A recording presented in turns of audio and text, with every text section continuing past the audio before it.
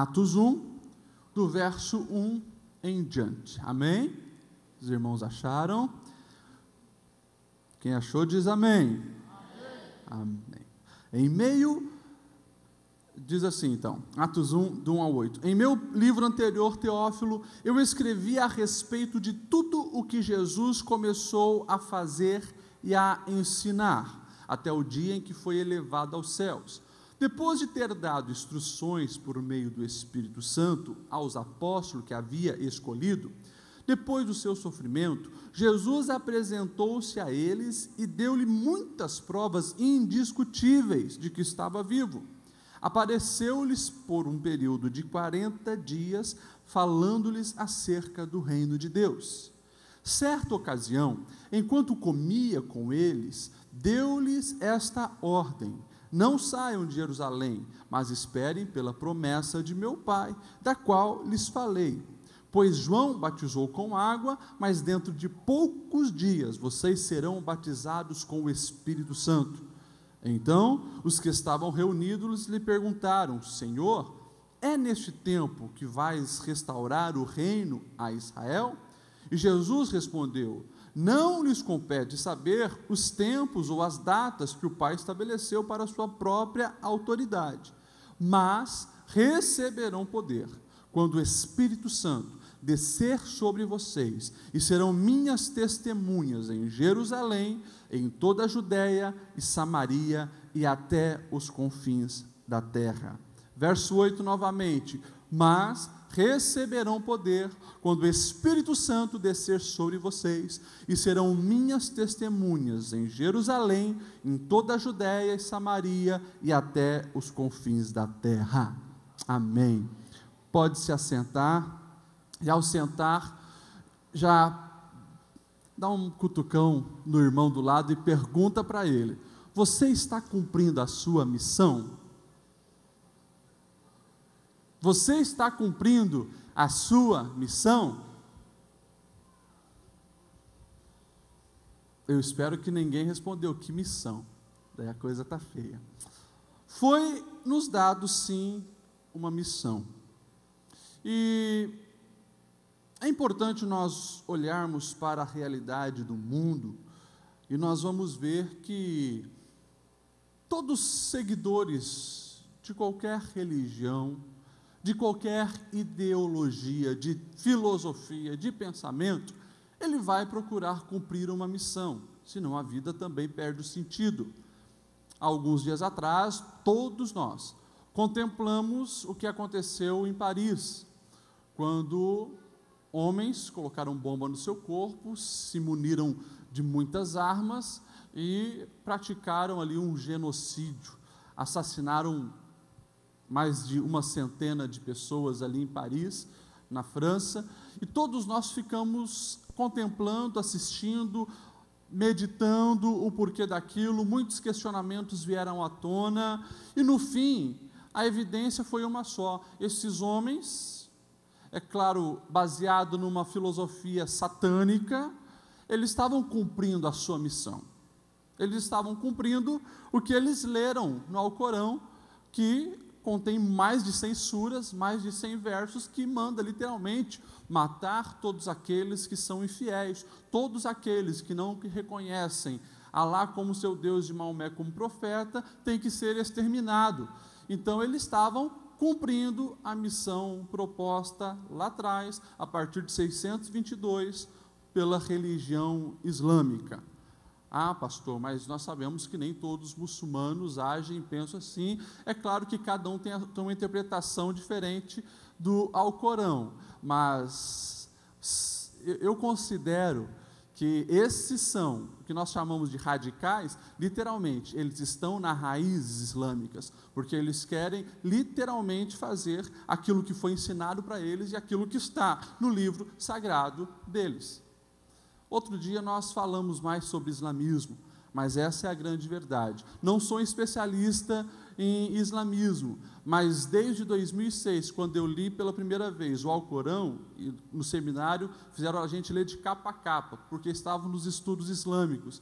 A gente leu o Alcorão de capa a capa, ficou muito claro que a proposta é muito simples, é converter o mundo inteiro a Alá, ao islamismo, ou seja, por força, por violência, e esse é o meio deles, ou por imigração, né, como eles têm feito. Mas enfim, nós vemos esses homens que estavam lá cumprindo a sua missão.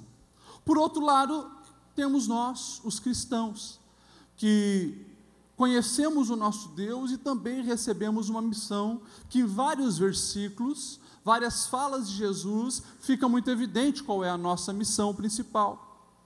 Aqui no texto que lemos, no verso 8, o Senhor Jesus diz: olha, vocês vão receber poder quando o Espírito Santo vier sobre vocês e serão minhas testemunhas. Está aqui a nossa missão, ser testemunha de Jesus. Sabemos que Jesus estava falando isso naquele momento onde ele seria assunto ao céu. Logo ele subiria ao céu e ele falou: estou enviando para vocês um Consolador, estou enviando para vocês o Espírito Santo, o Paracletos, aquele que estará ao lado de vocês, guiando vocês, orientando vocês. Ele vos ensinará todas as coisas e fará também lembrar aquilo que eu já vos ensinei.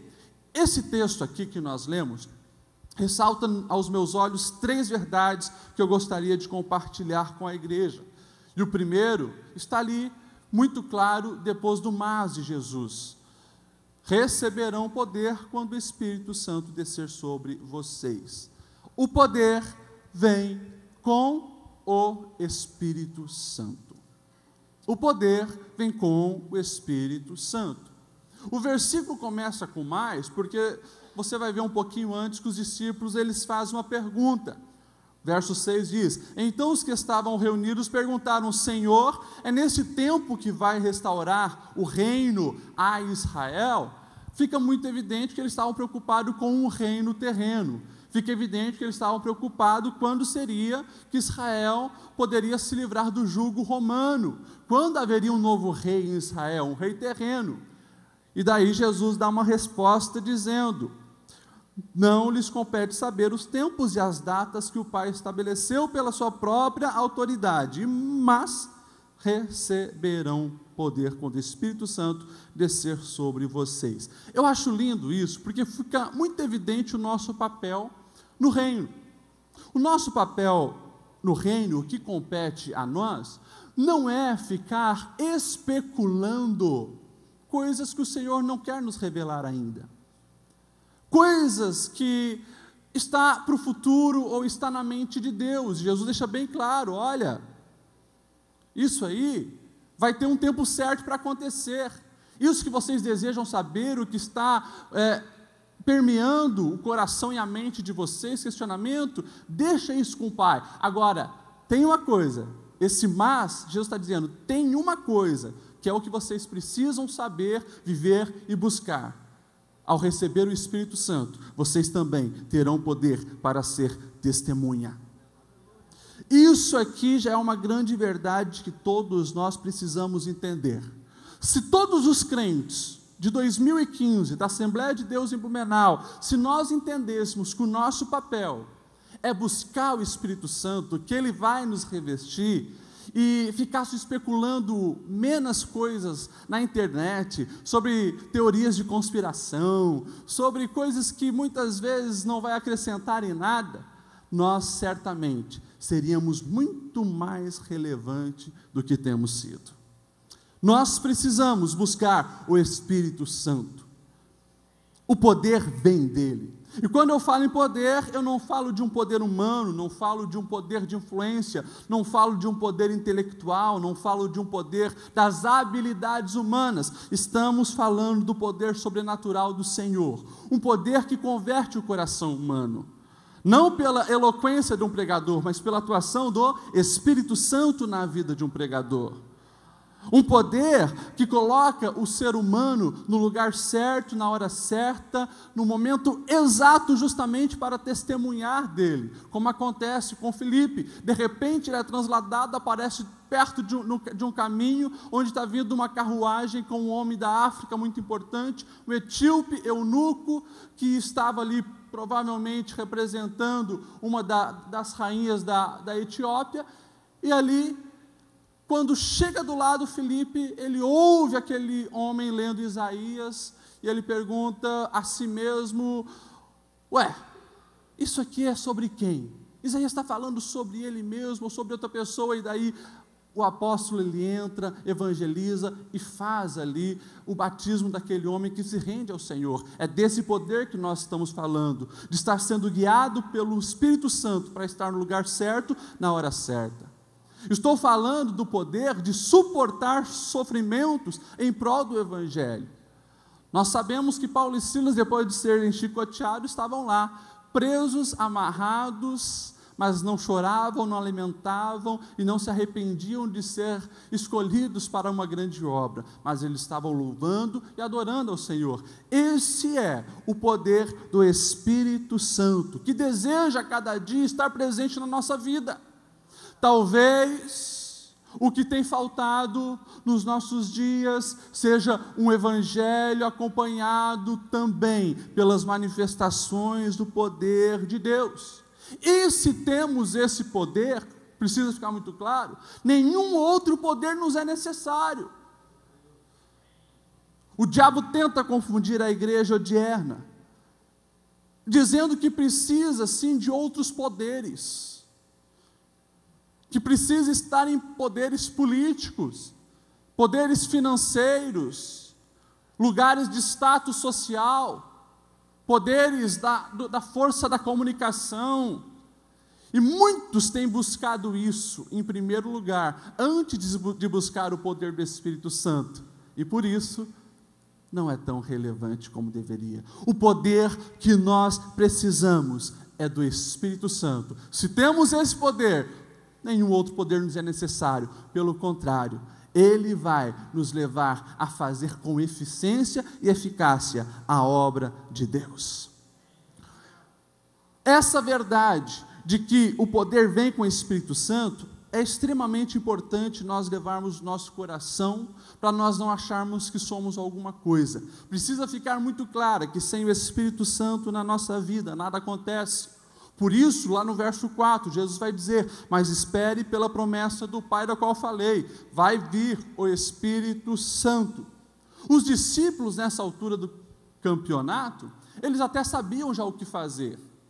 Eles tinham andado 3 anos com Jesus, viram tudo o que Jesus fez, eles mesmos tiveram experiência de curar enfermos, eles tiveram experiência de expulsar demônios, eles tiveram já experiência de ver que todos eles ainda não estavam preparados, porque quando Jesus foi crucificado, todos fugiram, entenderam que não podia colocar a expectativa neles mesmos e confiar em si mesmo. Eles já sabiam a mensagem que deveriam falar, eles sabiam muita coisa, mas Jesus deixou bem claro: vocês têm o conhecimento, vocês têm já autoridade, mas não vão sozinhos para essa missão.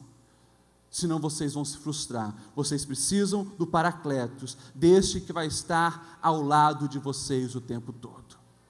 Você, irmão, você, minha irmã que está aqui, que é um crente, e como todo crente, creio que é apaixonado por Jesus, apaixonado consequentemente por vidas, deseja fazer a obra do Senhor, jamais caia no erro de querer fazer qualquer coisa em prol do reino, sem a pessoa do Espírito Santo ao seu lado, na sua companhia. Qualquer atividade sem a companhia do Espírito Santo, sem a presença do Espírito Santo, a orientação do Espírito Santo, é retrocesso. Vai resultar em cansaço, vai resultar em estresse, vai ter resultados pífios. Não podemos fazer nada sem o Espírito Santo. Olha para toda a história da igreja, a partir desse momento, e você vai ver cada passo que os apóstolos davam, direção do Espírito Santo. Se você olhar para a história da igreja, você vai ver sempre quando houve um avivamento, quando houve uma explosão de poder, eles estavam debaixo da orientação do Espírito Santo. Em 1727, nós temos um grande avivamento dos morávios. Tudo começa com uma menina, que impulsionada pelo Espírito Santo, decide iniciar um momento de oração. Ela ora, daqui a pouco tem mais gente orando, e eles começam ali a orar, buscar a presença do Espírito Santo sobre a vida deles. E você já ouviu falar algumas vezes sobre esse grupo dos morávios, que nessa sede por Deus, sede pelo Espírito Santo, eles oram mais de 100 anos. ininterruptamente, 100 anos sem parar, uma escala onde um começava, terminava, o outro vinha, continuava a oração, e assim eles ficaram 100 anos buscando a presença de Deus em oração e a direção do Espírito Santo. Qual a consequência disso? Uma explosão de poder, uma influência na sociedade, missionários sendo enviados para muitos cantões do mundo, num tempo onde ainda não tinha avião, não tinha internet, não tinha toda a tecnologia que nós temos hoje. Foram extremamente relevantes, porque tinham a direção do Espírito Santo. Você vai ver que no século XVIII, a Inglaterra passa por um avivamento, quando John Wesley, Charles Wesley, Jonathan Edwards nos Estados Unidos e George Whitefield também na Inglaterra, eles decidem buscar a direção e a presença do Espírito Santo na vida deles. Nos cultos frios, nos cultos onde não tinha vida, das igrejas anglicanas na Inglaterra, onde o próprio John Wesley se coloca numa posição de missionário, ele começa a ver que estava faltando alguma coisa. Tinham doutrina, eles tinham o conhecimento bíblico, tinham o conhecimento teológico, mas aquilo não passava de dogmatismo. Sabia que estava faltando algo mais. Então, numa viagem, quando eles estavam atravessando o Atlântico para serem missionários aqui no outro lado, nas Américas, nos Estados Unidos, veio uma grande tempestade, eles ficam apavorados pensando que iam morrer, mas eles ouvem um grupo cantando, adorando ao Senhor naquele navio, e eles ficam preocupados com a espiritualidade deles e se perguntam, o que eles têm que nós não temos? Nós somos missionários, estamos indo falar do amor de Deus no outro lado, mas estamos morrendo de medo, e eles estão adorando ao Senhor com tranquilidade. Foram ver, era um grupo que estava vindo também, resultado do trabalho dos morávios, e ali eles também começaram a ter um interesse por buscar esse Espírito Santo, essa companhia, essa espiritualidade sadia. Depois do campo missionário, ao voltar para a Inglaterra, já não eram os mesmos homens. John Wesley já era um homem transformado, Charles Wesley era um homem transformado, o Espírito Santo estava ardendo no coração deles, consequentemente, os sermões deles nos púlpitos das igrejas anglicanas começaram a pegar fogo. Eles não se continham em viver aquele dogmatismo frio, mas eles queriam que as pessoas se rendessem ao Senhor, buscassem a presença do Senhor, orassem mais, e de repente, os líderes da igreja anglicana, vendo aquilo, falaram, não, aqui vocês não podem mais pregar, vocês estão muito quente, vocês estão muito diferentes. E daí, John Wesley fala uma famosa frase, ficou conhecido em todo mundo, dizendo, the world is my chapel, o mundo é a minha capela. E todo dia então, às 4 da manhã, ele se levantava para as 5 horas, estar nas portas das empresas, das indústrias da Inglaterra, pregando o evangelho simples, mas eficaz, debaixo da direção do Espírito Santo. Consequência disso, milhares e milhares de pessoas se renderam ao Senhor, e a Inglaterra passou por uma grande revolução espiritual, porque homens decidiram se colocar na presença de Deus, e buscar a direção do Espírito Santo. Isso aconteceu paralelamente também nos Estados Unidos com Jonathan Edwards. Você já ouviu falar do sermão dele, Pecadores na mão de um Deus irado. Ele decidiu buscar o Espírito Santo, e era um homem que não tinha tanta eloquência, escrevia muito bem, e ele lia o seu sermão, mas quando ele lia os seus sermões, as pessoas se agarravam no banco, justamente de medo, que o chão se abrisse e fosse para o inferno. A cidade transformou-se, porque os bares fecharam, os prostíbulos fecharam as portas, e as pessoas vinham buscar algo mais, naquelas mensagens que falavam sobre um Deus que se importa com o ser humano, que morreu para resgatar a humanidade.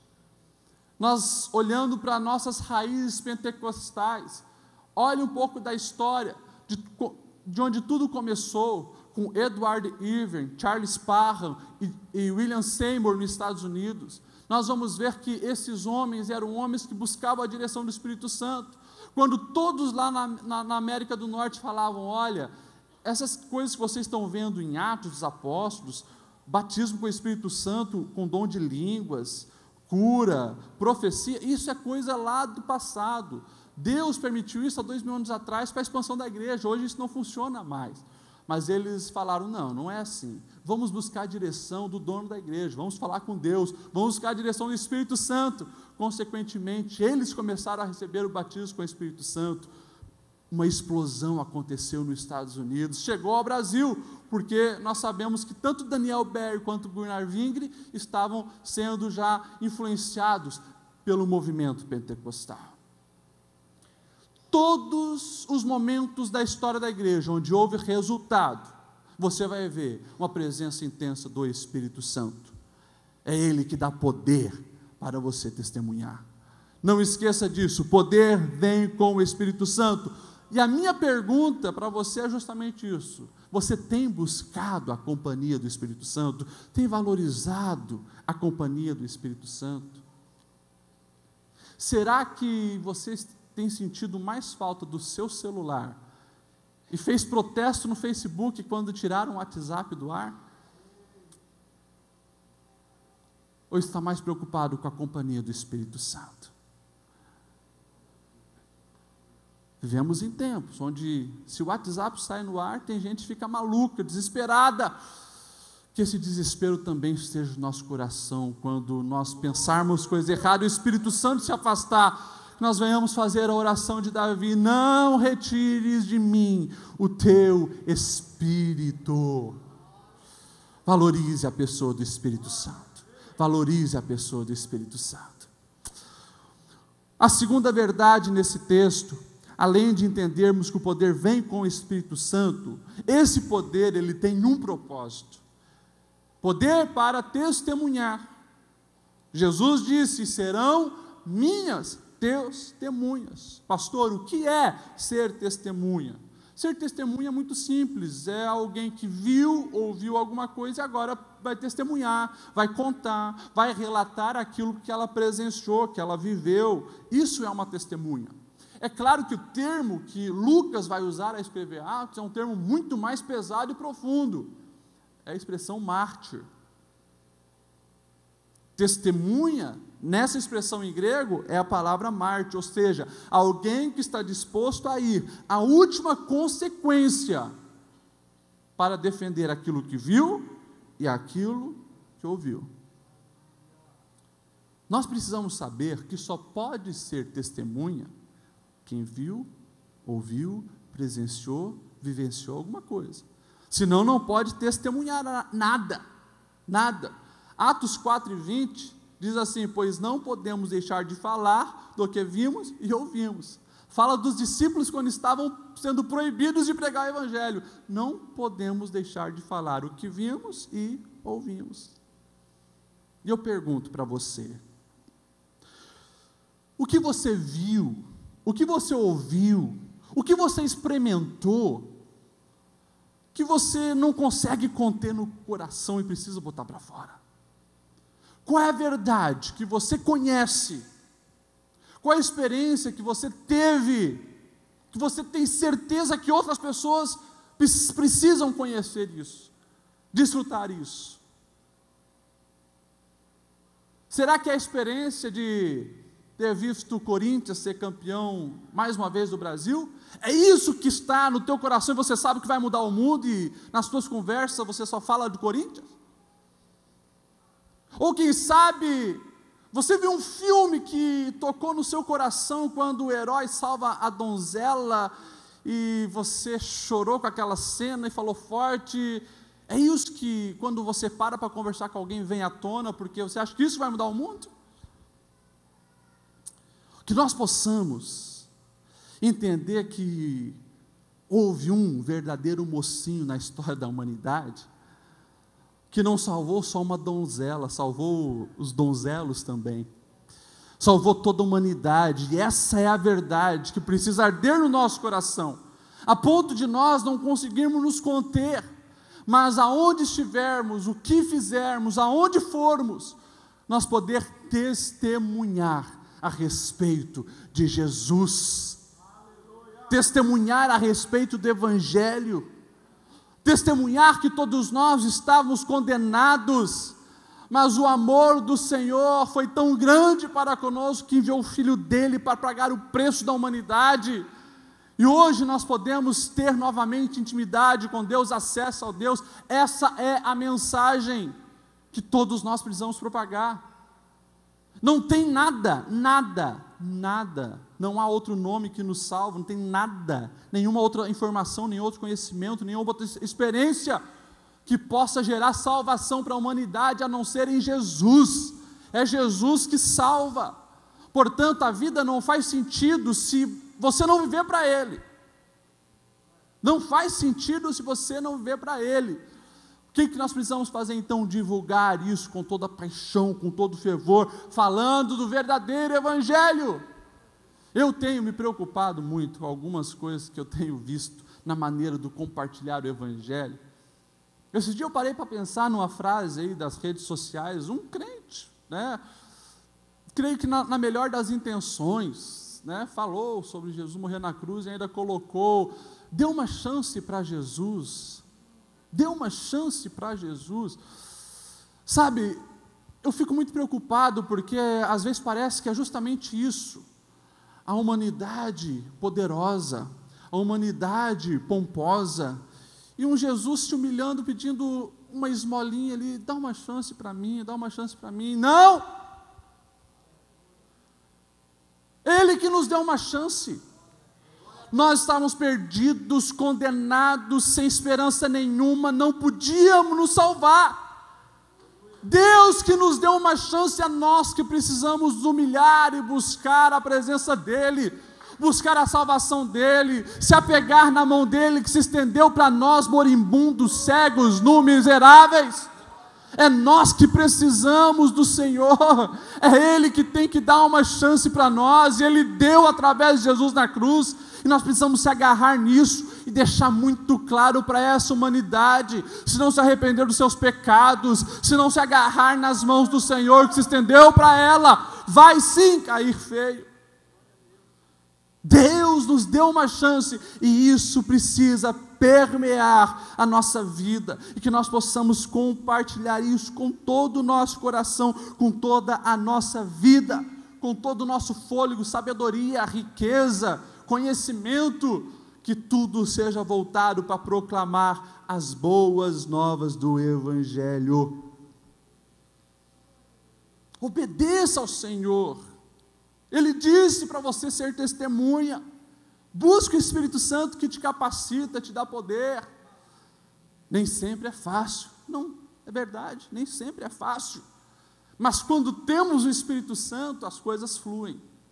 Eu lembro da história de um missionário, Adoniran Hudson. Você provavelmente já ouviu. Primeira vez que eu li o livro Heróis da Fé, a vida desse homem serviu de um exemplo para mim. Ele se colocou à disposição para ir fazer missões e tinha uma paixão pela Índia, mas o Senhor o leva à Birmânia. E na Birmânia, então, ele começa a pregar o Evangelho. Primeiro aprende a língua, porque era totalmente diferente daquilo que ele sabia. Aprende a língua, começa a pregar o Evangelho, não tem resultado nenhum. Passa-se um ano e nada. No segundo ano ele consegue fazer um folheto dizendo para as pessoas: você deseja conhecer Jesus? Ou conheça Jesus? E num birmanês ainda muito precário, as pessoas, quando ele entregava, olhava aquilo, rasgava, jogava no lixo, amassava, não dava mínima para aquilo que ele estava fazendo. Os anos vão passando, e ele, no campo missionário, perde a sua esposa, mas continua sendo obediente à voz do Senhor. Ele perde 2 filhos e continua sendo obediente. Depois de alguns anos, nenhuma pessoa tinha se convertido ao Evangelho. Por volta do 8º ano, quando ele estava na Birmânia, algumas pessoas começaram a ouvi-lo, a segui-lo. E quando então a agência missionária a qual ele mantinha contato disse: ainda bem, começaram a aparecer os frutos, ele diz: olha, eu não tenho certeza se essas 10 pessoas mais ou menos estão comigo, se converteram realmente. Passa-se 12 anos, e depois de 12 anos, sem ele ver uma conversão real, estava lá sendo obediente à voz do Espírito Santo, alguém o procura dizendo: olha, eu estava há meses à tua procura. E ele diz: por quê? E a pessoa diz: nós precisamos que você vá na nossa colônia, nos interiores da Birmânia, porque nós ouvimos falar que você conhece a respeito desse Jesus. E nós queremos ouvir falar desse Jesus. E ele vai então, chegando lá, descobre que existe 30 irmãos servindo ao Senhor, e ele pergunta, mas qual missionário chegou aqui? Não tem missionário. Não passou uma igreja por aqui? Não passou uma igreja por aqui. Mas como vocês ouviram falar de Jesus? E um deles pega aquele folhetinho, que no segundo ano ele tinha escrito e diz, olha, nós encontramos isso aqui. E toda vez que nós líamos isso aqui, algo inflamava aqui no nosso coração, algo mexia no nosso coração. A gente não sabe o que é, nós só sabemos que estamos apaixonados por esse Jesus e queremos conhecer mais a respeito dele. Adoniram Hudson, ele fica alguns anos ali, ministrando a palavra, ensinando o caminho, traduzindo as escrituras para aquele grupo. E o tempo passa. Antes dele morrer, 60 igrejas já tinham sido edificadas na Birmânia. É um país fechado, é um país que não tem abertura para o Evangelho. E há poucos anos atrás, as pessoas que faziam pesquisas a respeito do crescimento geográfico, populacional, ficaram assustados com o número de cristãos, porque na Birmânia tinha em torno de 3 milhões de cristãos. E eles, indignados, foram pesquisar e perguntavam para os jovens, como que vocês são cristãos? Num país onde o cristianismo é proibido. E eles falavam, olha, nós aprendemos com os nossos pais, nós nascemos já ouvindo isso. Eles colocavam os pais na parede e perguntavam, como que vocês ouviram isso? Então, onde vocês ouviram isso? Desse Jesus, desse Cristo? Nós aprendemos com os nossos pais também. E eles iam nos avós e perguntavam, vocês, aonde ouviram isso? E chegaram até a 5ª geração, e descobriram que eram todos frutos do trabalho de Adoniram Hudson. 3 milhões de cristãos, hoje se chama Mianmar, um país fechado para o Evangelho, mas que um homem decidiu obedecer o Senhor, entendeu que o poder que ele tinha recebido de Deus era para testemunhar, foi lá e fez a diferença em prol do Evangelho. Nós temos uma missão, será que temos sim obedecido e cumprido nossa missão de ir por todo mundo, pregar o Evangelho a toda criatura? E Jesus disse, batizando-os em meu nome e do Espírito Santo, e ensinando-os a obedecer tudo o que lhes tenho ordenado. Isso é fazer discípulo, isso é fazer discípulo, é você levar as pessoas a verem Jesus em você, e querer seguir também os teus passos, o teu exemplo de vida. Não vou ter como aqui falar mais desse texto, mas preciso só ressaltar que discipular exige o ensino. Jesus deixou bem claro, ensinando-os a obedecer os meus mandamentos. Não tem como você ensinar alguém a obedecer os mandamentos de Jesus, se você não obedece. Você precisa falar aquilo que você vive.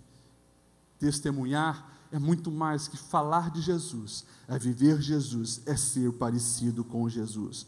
Não esqueçam, Deus vai sim dar poder quando vocês se encherem do Espírito Santo, mas todo esse poder é para testemunhar a respeito do Mestre Jesus. Cuidado,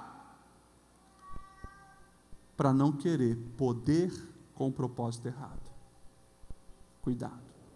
Em tempos de exibicionismo, em tempo onde pessoas burlam milagres e botam videozinhos no YouTube para se promoverem, não esqueça, o poder que Deus nos dá é sinais para apontar para Ele, para a salvação nele. Ele é o caminho, a verdade e a vida, nós somos instrumento. Jamais esqueça disso. Grandes coisas vão sim acontecer através de você, se o Espírito Santo está na sua vida. Mas se lembra disso, não somos nada. Ele é tudo. Você jamais vai ver, no final de um espetáculo, as pessoas aplaudirem o instrumento. Elas aplaudem o músico que pegou aquele instrumento e fez grandes coisas.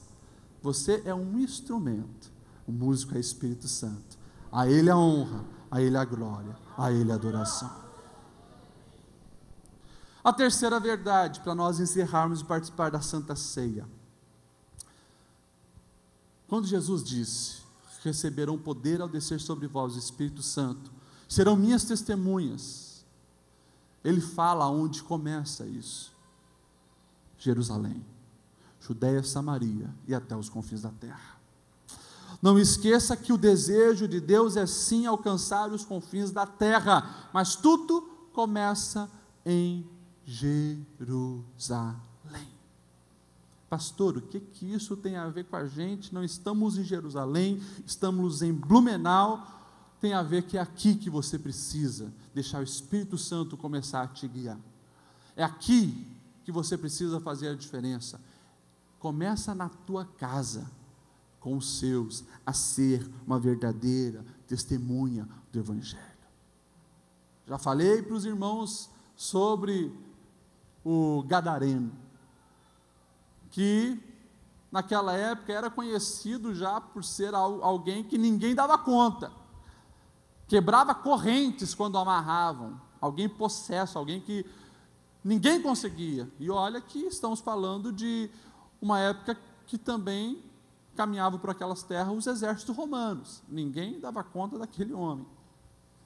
Jesus chega, liberta aquele homem, e quando ele liberta, diz: Senhor, deixa-me ir contigo.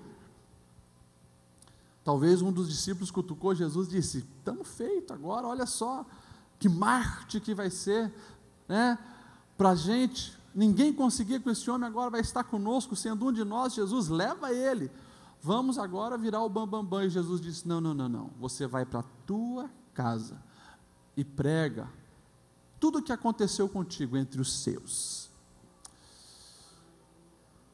Que nós possamos ser testemunhas, e sim, que possamos romper fronteiras e chegar em todos os lugares do mundo, mas não esqueça que a paixão por fazer a obra do Senhor, para proclamar o Evangelho, começa aqui, aonde eu estou, dentro da minha casa. Ali eu preciso ser testemunha de Deus. Lembre-se disso. O chamado de Deus para cada um de nós é intransferível, a responsabilidade é nossa. E há umas 3 semanas atrás eu falei na terça-feira: vai ter pessoas que vão passar pela sua vida, e você vai ser o único cristão genuíno com quem ela conviveu. Tem pessoas que nem me conhecem, que nem vão dar bola para o que o pastor Lediel fala.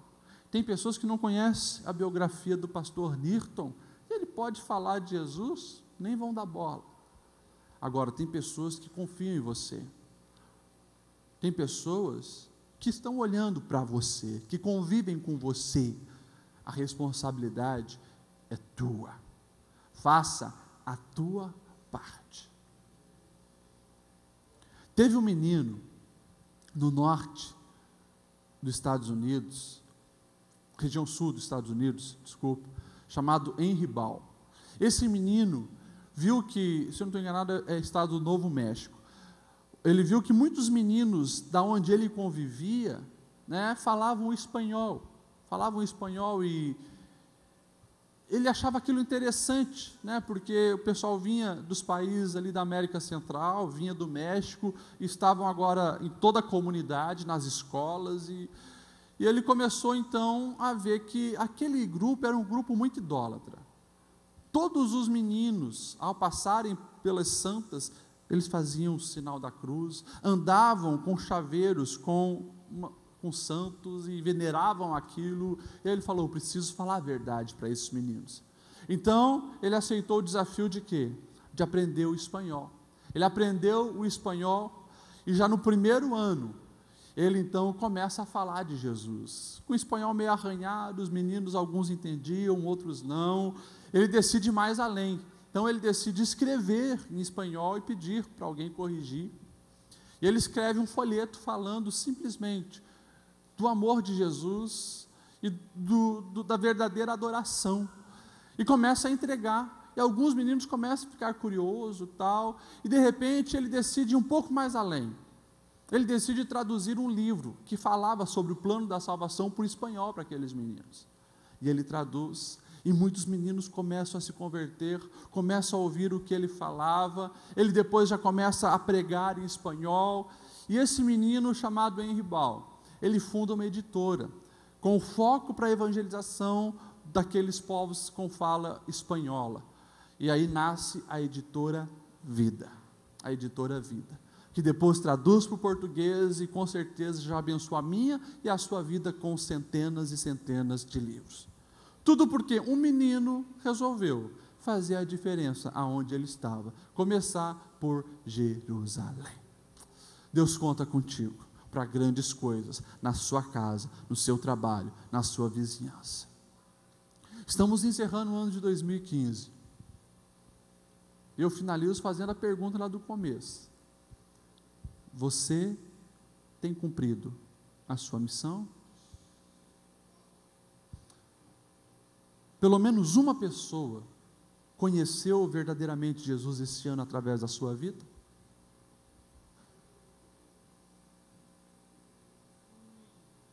Vamos se colocar em pé.